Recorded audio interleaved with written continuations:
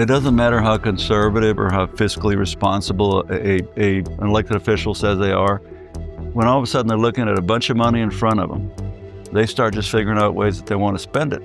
Now, I understand that, but we're sent there, and I take this responsibility very seriously.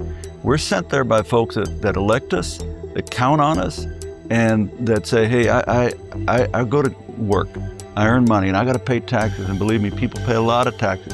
When you look at all the different taxes that people pay at every level, it's a bunch. Ready to roll? Yep.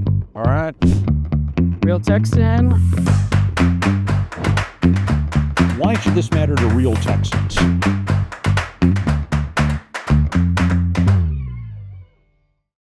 All right, thanks for sitting down this conversation of Real Texans. Today I'm visiting with Richard Raymond, a member of the Texas House of Representatives from, born in Alice, but Very good. from Laredo now. You're Yeah. a Webb County guy. Yes.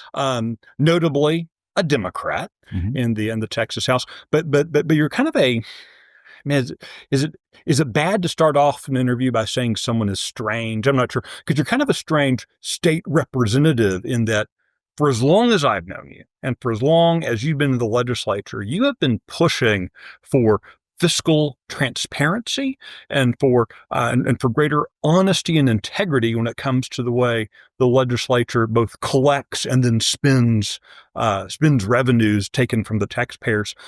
Why is that such a hard idea for your colleagues? Well, I think, what I've seen happen, all right, is that I think at every level of government, I've seen this, local, state, federal. It doesn't matter how conservative or how fiscally responsible an elected official says they are. When all of a sudden they're looking at a bunch of money in front of them, they start just figuring out ways that they want to spend it. Now, I understand that, but we're sent there, and I take this responsibility very seriously. We're sent there by folks that elect us, that count on us, and that say, hey, I go to work, I earn money, and I got to pay taxes. And believe me, people pay a lot of taxes. When you look at all the different taxes that people pay at every level, it's a bunch. And so they count on us to be responsible in how we spend those hard-earned dollars. And there's sometimes support to do it, spend it on this, that, or the other. However, they count on us. And unfortunately in politics and elected officials at every level, they sometimes forget that. And all of a sudden they think that something they want to do is a good idea, even though the public probably really doesn't want it, right? So, for me, when I pushed revenue caps, for example, and I was, the only Democrat that got on the floor and spoke for revenue caps and argued and debated with some of my colleagues. But I said, look, we're not limiting what you can do. It's just that some of the bigger projects that you want to spend money on, you can still do it, but you got to take it to the people that are going to pay for it and say, hey, here you are. Do y'all want to do this? And at least they get to vote and send a message and say yes or no. But that's okay because they pay for it. And if they don't want it, they don't want it. So, I just think it's one of those things, Michael, that I'm not saying everybody, but a lot of the people who get into office forget that that's not their money. But they start treating it like it is, and they start treating it like it's their credit card. I've tried really hard not to do that. I came from a very small town. I saw it at a very young age where I saw abuse of public funds, and that's what really got me interested in politics. That's never left me. For multiple sessions, 5-6 sessions going now, you filed legislation for honesty in taxation. Notably, it gets referred to a committee, and that's kind of the last time we hear from it. You're taking the radical idea that anything that government collects from the citizens should be called taxes. Why is this important to you? Why is it important to get rid of the obfuscation about revenue sources? Because I think that, look, again, those of us in the legislature dealing with state taxes and anytime you're going to put it on citizens to pay something, but for the state, you wouldn't have to pay something. That to me is a tax by definition. I got to tell you, I first started doing this when Governor Perry was in there, and I got pushed back from his staff, and I said no. But for the government doing it, it wouldn't happen. Therefore, it is a tax. Let's not try to hide what it is. My bill doesn't say you can't raise them. All right. My bill says they're going to be called taxes, not fees, surcharges, levy, I mean, all these words that are just BS and BS in my mind. I got to tell you, I think you'll like this story. So I got to be around one of our freshmen. I call them all rookies. You know, going to be coming in, or just by the time this comes out, as a member. Mitch Little, right? Smart guy, right? And I said, I kind of joked with him. I said, "Are you a Republican or are you one of them rhinos?" And he says, "What? I'm a Republican." "Well, we're going to find out. The jury's out on you." "What do you mean?" I said, "Well, I've got a bill as an example. It's called Honesty and Taxation." And I wrote that. I wrote those words when I drafted that bill. So that wasn't ledge counsel. That was me. Very simply, honesty and taxation. So I tell him, I said, "Look, this is what it does. Anywhere it says fees, surcharge, BS, and BS, we change it to the word tax." And he said, "Well, that's what they are. They are taxes." "That's right, Mitch. That's what they are." I said, "But let me tell you something. I've had this for a dozen years or so." I said, "I can't even get a hearing on it." He looks at me, he's a very smart guy. He looks at me and says, "Well, who's been in charge?" And he smiles. And I love it when I can get, just a little bit above a smart guy like that. I looked at him, I said, "Republicans." "That's who's been in charge, Mitch. Republicans. So maybe you can help me out." And he said, "Well, let me tell you something. You can count on every freshman Republican to co-sponsor your bill." And I said, "Okay." And I helped me pass it. But the point is, Republicans were in charge. Right. This is not a hard one, man. It's not a hard one. As I tell people when I say it, I said, it doesn't say you can't raise it, but it's going to make you think hard about doing that. I think it feels like a lot of times when we talk about these things. So one, don't raise taxes has become kind of a sacred cow, right? Democrats will even, Republicans will say it. Everyone says, "No, we're not going to raise taxes." But at the same time, they want more revenue. They want more money. And so we're not raising taxes. We're just imposing a new fee, a new surcharge, a new whatever. And it's kind of a bait and switch, isn't it? It's not we wouldn't let private businesses do this, would we? It's not being honest with folks. That's why it's a very simple honesty and taxation. It doesn't say you can't tax them. But my hope is this. I believe we will pass it. I believe we will pass it. I hope we'll pass it this session, but I believe we will pass it at some point. And all that it will do is, I think, help legislators and the governor and the lieutenant governor and speaker be more thoughtful, be more responsible, be, more careful about how they spend taxpayer dollars. It doesn't say you can't. It just says, be honest about it.